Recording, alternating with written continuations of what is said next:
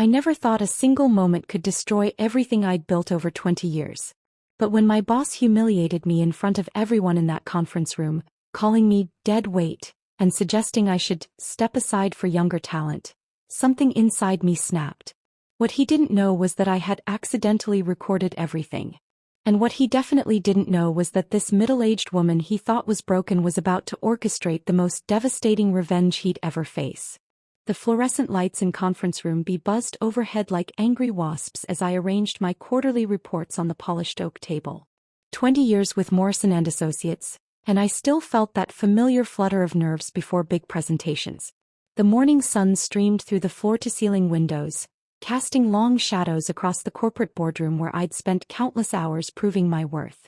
I smoothed my navy blazer and checked my notes one final time.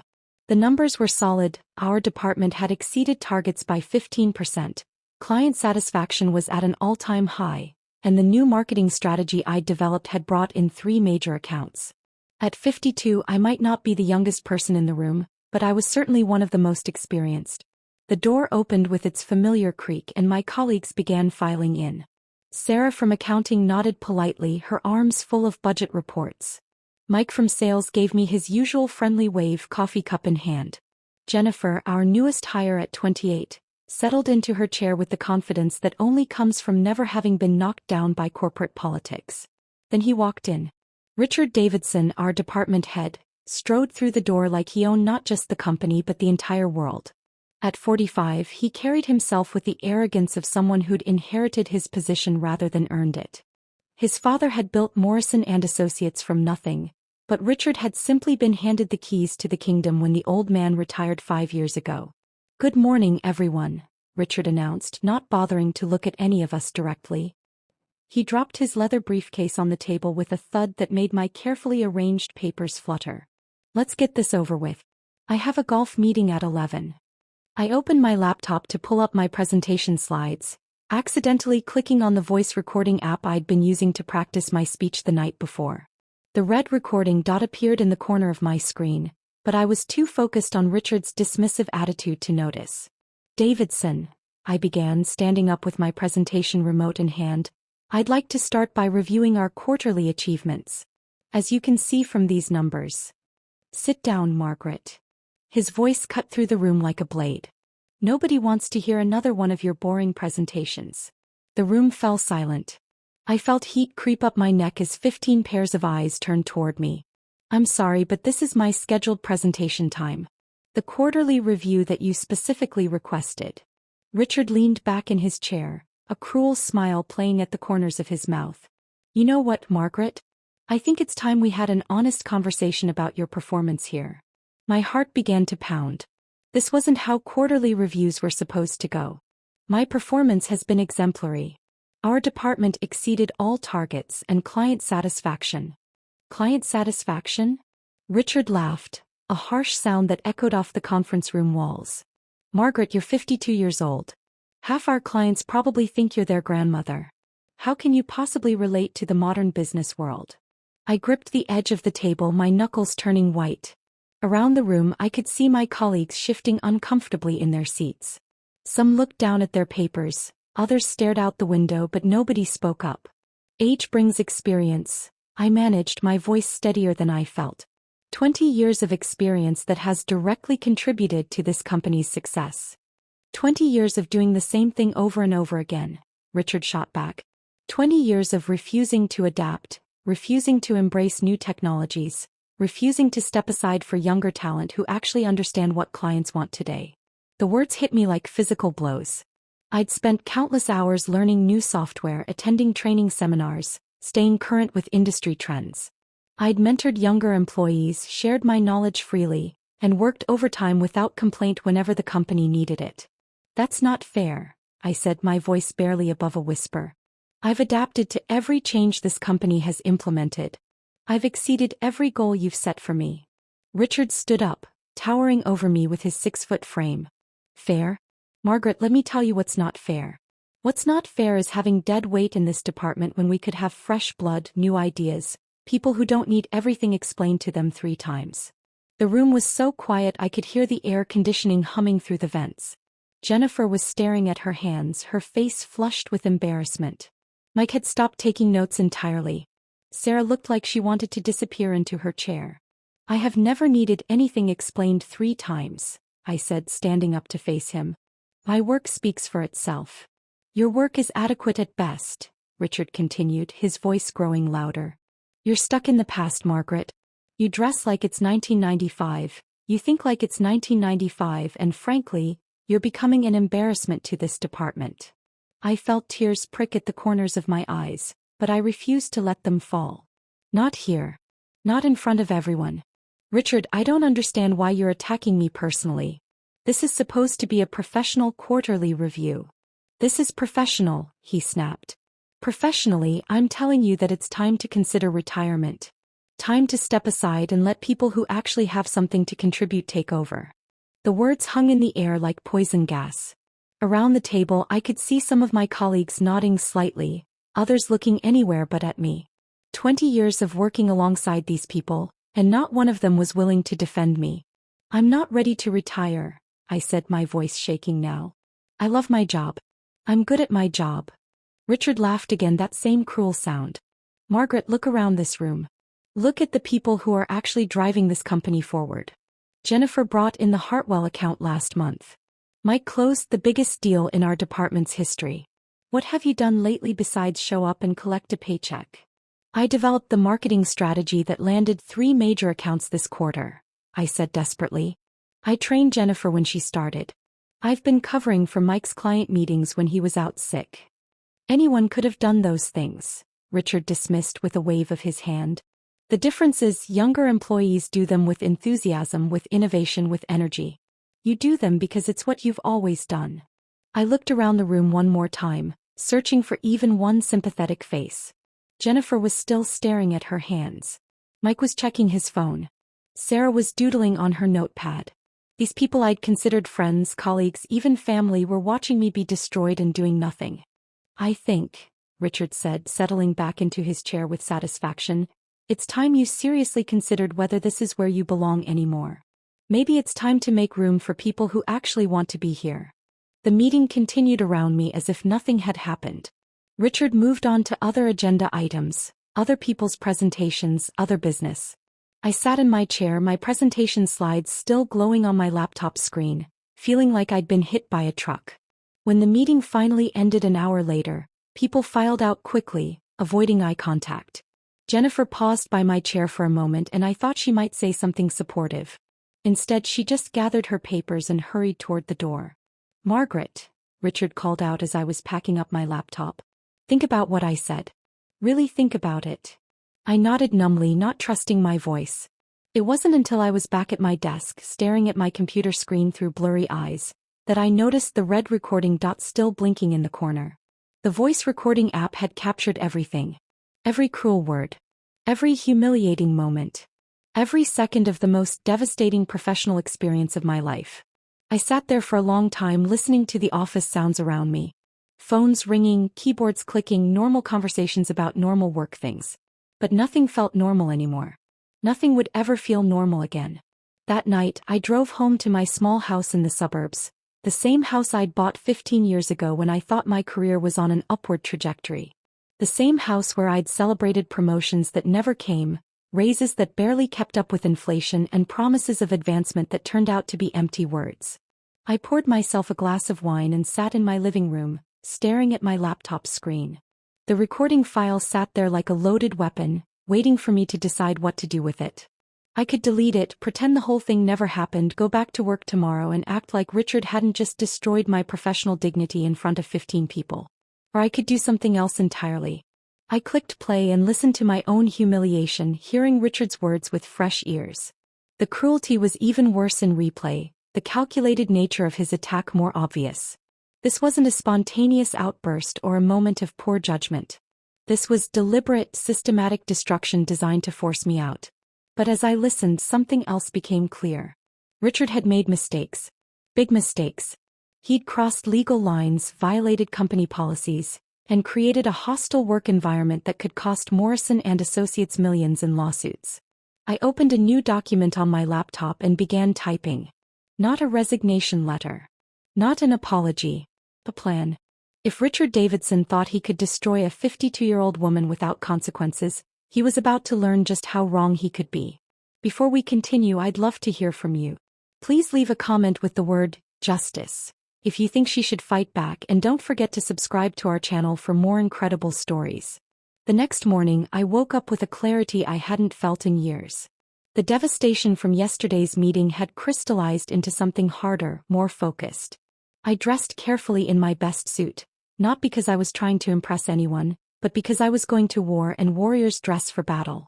I arrived at the office early before the usual crowd and went straight to my desk. The recording from yesterday's meeting was already backed up in 3 different locations.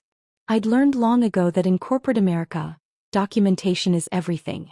My first stop was the employee handbook, all 200 pages of it.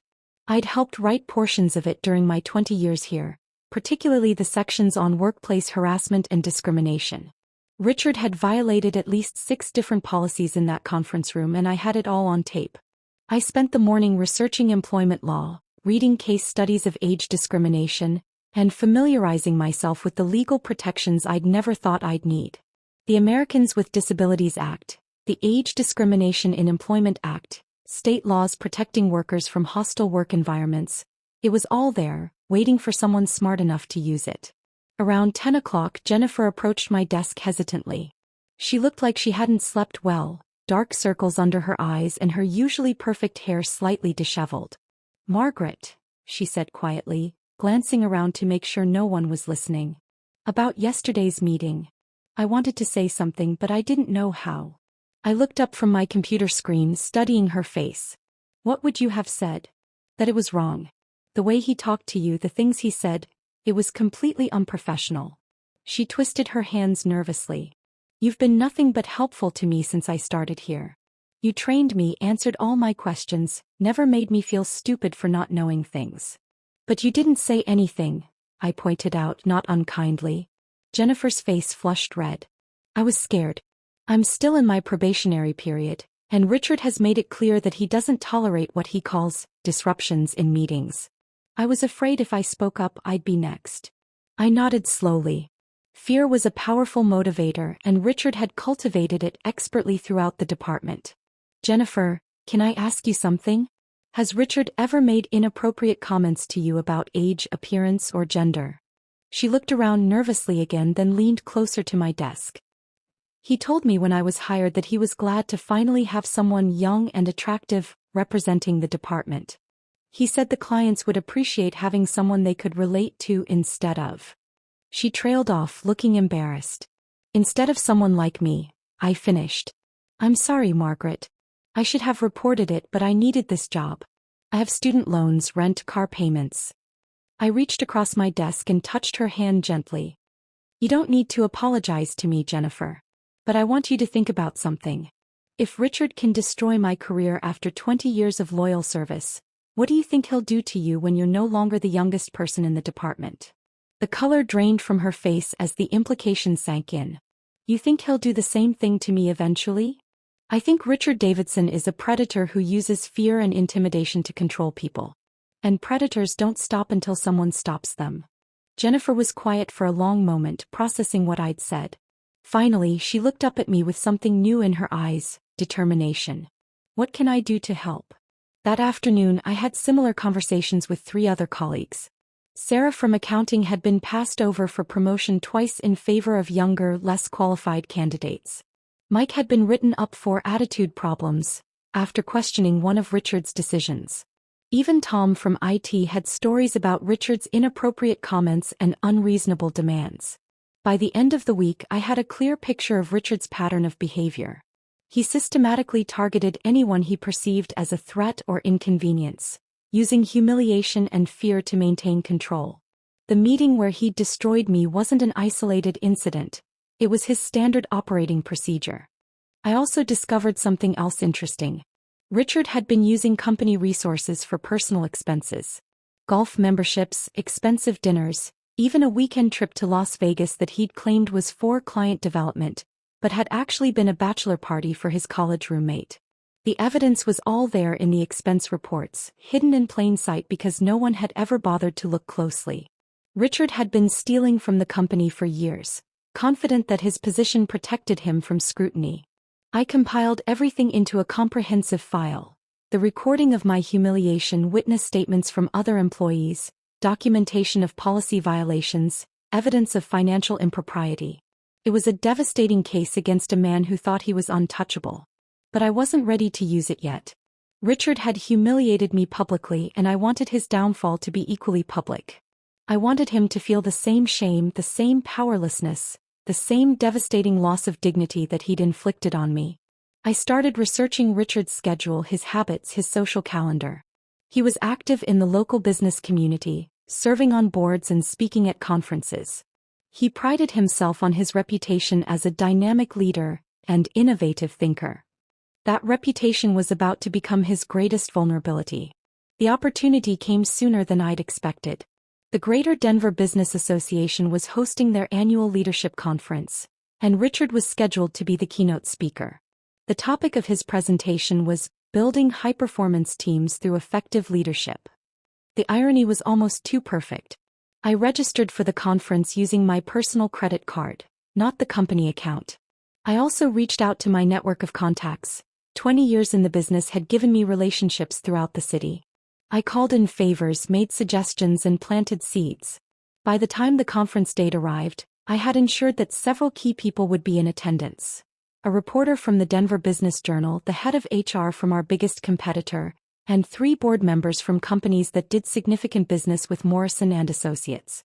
I also convinced Jennifer, Sarah, and Mike to attend. They didn't know exactly what I was planning, but they trusted me enough to take a personal day and show up. The morning of the conference, I dressed in my best professional attire and arrived early. I chose a seat in the 3rd row, close enough to be clearly visible but not so close as to seem confrontational.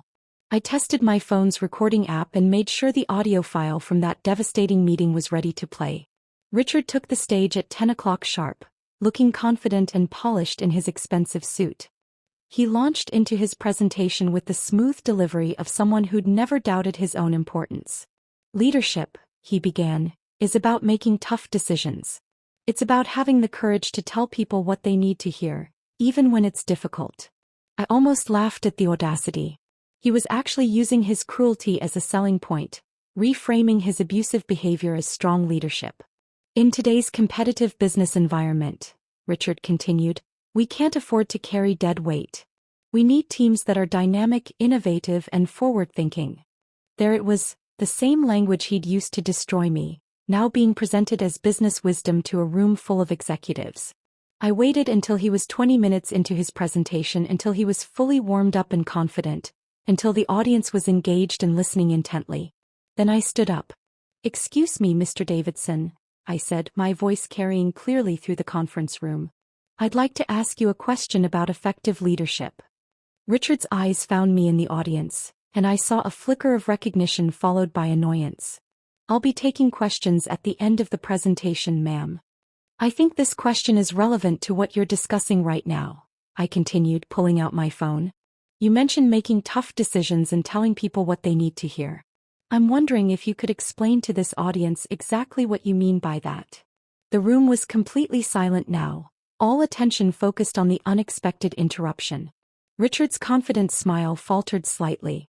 As I said, "I'll address questions at the appropriate time." "The appropriate time," I repeated, my finger hovering over the play button on my phone.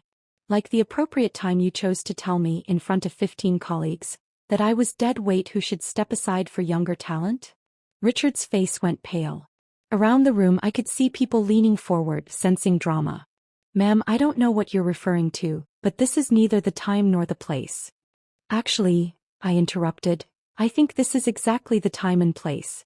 Ladies and gentlemen, I'd like you to hear an example of Mr. Davidson's leadership style in action." I pressed play, and Richard's voice filled the conference room through my phone's speaker, crystal clear and unmistakably cruel. "Margaret, you're 52 years old. Half our clients probably think you're their grandmother. How can you possibly relate to the modern business world?" The reaction was immediate and electric. Gasps from the audience, shocked murmurs, the sound of people shifting uncomfortably in their seats. On stage, Richard stood frozen, his face cycling through expressions of shock, anger, and panic. But I wasn't finished. I let the recording play for another 30 seconds, letting the audience hear Richard's systematic destruction of my dignity, his age discrimination, his hostile and abusive language. "This," I said, pausing the recording, "is what Mr. Davidson calls making tough decisions. This is his idea of effective leadership." The room erupted. People were talking over each other, some standing up to get a better look, others pulling out their phones to record what was happening. The reporter from the Denver Business Journal was scribbling furiously in her notebook. Richard finally found his voice. "This is a private personnel matter that has been taken completely out of context." Context. I stood up fully now, my voice carrying over the crowd noise. "The context is that you systematically humiliated a 20-year employee in front of her colleagues because you wanted to force her into retirement. The context is age discrimination, hostile work environment, and abuse of power." I looked around the room, making eye contact with the business leaders who were watching this unfold. "The context is that this man who is speaking to you about leadership is actually a bully who uses fear and intimidation to control his employees." The moderator was trying to regain control of the situation, but it was too late.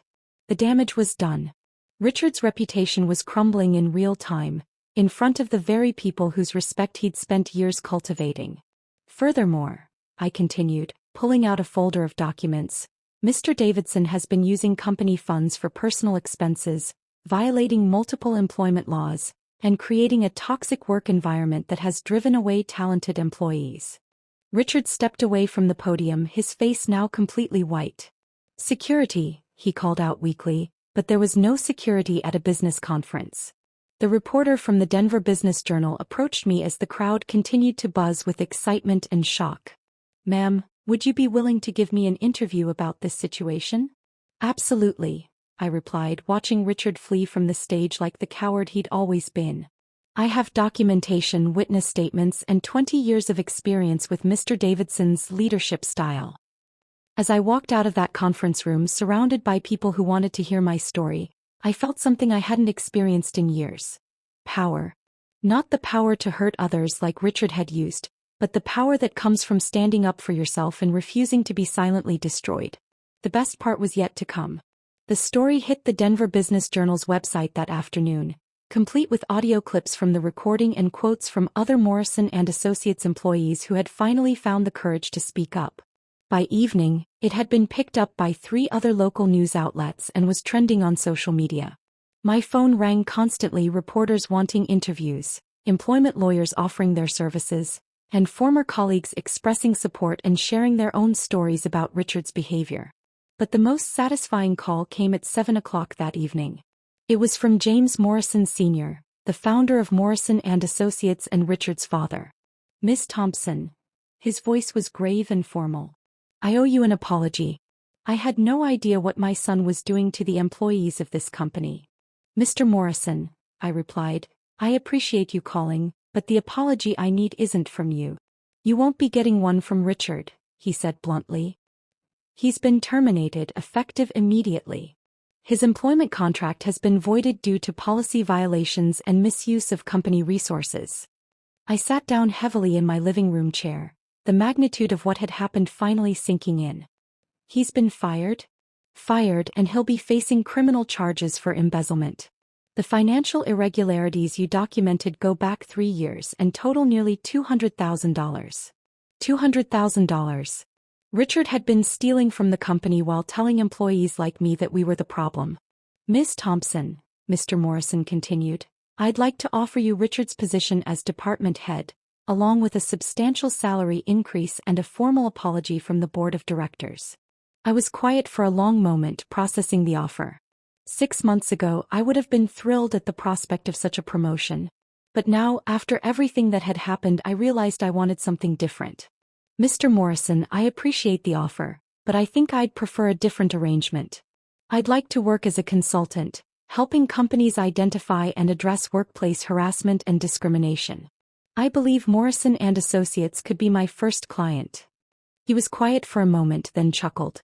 "You know, Miss Thompson, that's exactly the kind of innovative thinking this company needs. Let's discuss terms." 3 months later, I was running my own consulting firm, specializing in workplace culture and employee rights. My first major contract was with Morrison and Associates, helping them implement new policies and training programs to prevent the kind of abuse Richard had perpetrated. Jennifer was promoted to department head. She'd earned it through her work, not through family connections or intimidation. Sarah finally got the promotion she deserved in accounting. Mike was thriving in an environment where questioning decisions was encouraged rather than punished. As for Richard, the last I heard, he was working at a small insurance office in a strip mall, making a fraction of his former salary and facing ongoing legal battles. His reputation in the Denver business community was destroyed, his network of contacts had evaporated, and his arrogance had been replaced by the kind of desperation he'd once inflicted on others. The most satisfying part wasn't his downfall, though. It was the transformation I saw in myself and in the people around me. We'd learned that we didn't have to accept abuse, that we had more power than we realized, and that sometimes the best revenge is simply refusing to be a victim. I kept the recording of that terrible meeting not as a weapon but as a reminder. A reminder that our worst moments can become our greatest opportunities, that dignity is something we give ourselves, and that bullies only have as much power as we allow them to have. Richard Davidson thought he was destroying a 52-year-old woman who had outlived her usefulness. Instead, he created his own worst enemy, someone with nothing left to lose and everything to gain by fighting back. Sometimes the best revenge isn't getting even. Sometimes it's getting ahead. What do you think about this story? Have you ever faced workplace discrimination or bullying? Share your thoughts in the comments below, and don't forget to subscribe to our channel for more incredible stories of people who refuse to be victims. Click the notification bell so you never miss our latest uploads. And check out our next story about a woman who discovered her husband's secret and turned it into the surprise of his lifetime.